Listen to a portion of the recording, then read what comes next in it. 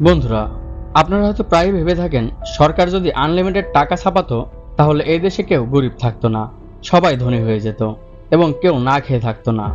আপনাদের বলে দিই, জিম্বাবুয়ের সরকারও সেম এই সিদ্ধান্তই নিয়েছিল যে সে আনলিমিটেড টাকা ছাপিয়ে দেশের সকল ঋণ পরিশোধ করে দেবে এবং পুরো দেশই ধনী করে দেবে। কিন্তু যখন তিনি এমনটা করেছিল তখন কি হয়েছিল এই ছবিতে দেখুন। এখন আপনি হয়তো ভাবছেন সেখানে তো বাচ্চারাও ধনী হয়ে গেছে, কিন্তু আপনি হয়তো এই কথা জানেন না এই বাচ্চা এতগুলো টাকা নিয়ে শুধু এক প্যাকেট রুটি কিনতে যাচ্ছে। মানে টাকা ছাপানোর পর এক প্যাকেট রুটির দামই এত হয়েছিল যে সেখানে ছাপানো টাকা কোনো কাজেরই ছিল না। এর মানে সরকার যদি আনলিমিটেড টাকা ছাপায় তাহলে দ্রব্যমূল্যের দাম এতটা বেড়ে যাবে যে টাকার কোনো মূল্যই থাকবে না। বন্ধুরা, আপনাদের মনে হয়তো এই প্রশ্ন আসছে, তাহলে টাকা সরকার কিভাবে ছাপায়? তো চলুন আজকের ভিডিওতে জেনে নিই যে কিভাবে সরকার এত টাকা ছাপায়। কিন্তু তার আগে যদি আপনি এই চ্যানেলে নতুন হয়ে থাকেন তাহলে চ্যানেলটি সাবস্ক্রাইব করে পাশে থাকা বেল আইকনটি প্রেস করতে ভুলবেন না। তো চলুন ভিডিওটি শুরু করি।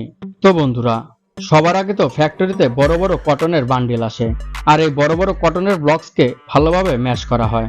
প্রপার ম্যাশ হওয়ার পর ওই কটনকে প্রথমে পেপার এবং পানি ভর্তি বড় ড্রামে ফেলা হয় যেন এটা থেকে বানানো নোট শক্তিশালী হয়। এখন তা থেকে সব পানি বের করার পরে সেটা একটা মেশিনের মধ্যে দেওয়া হয়, যা ওইসব মিক্সারকে চাপ দিয়ে দিয়ে পেপার বানিয়ে দেয়।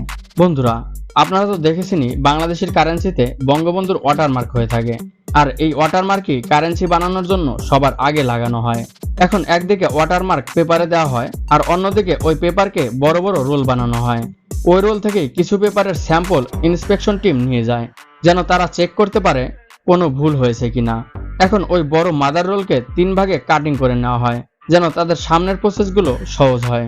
এখন বন্ধুরা, আপনারা তো দেখেছেনই নোটের উপর হলোগ্রাম লাগানো থাকে।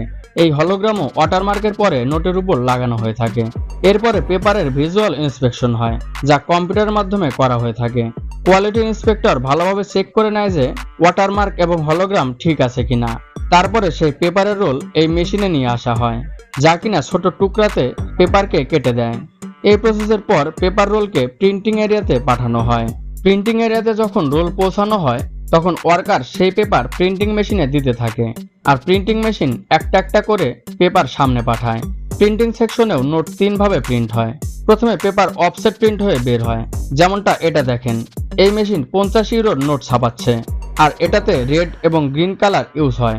তার জন্য মেশিনেও রেড এবং গ্রিন কালার ওয়ার্কার দ্বারা ঢালা হয়।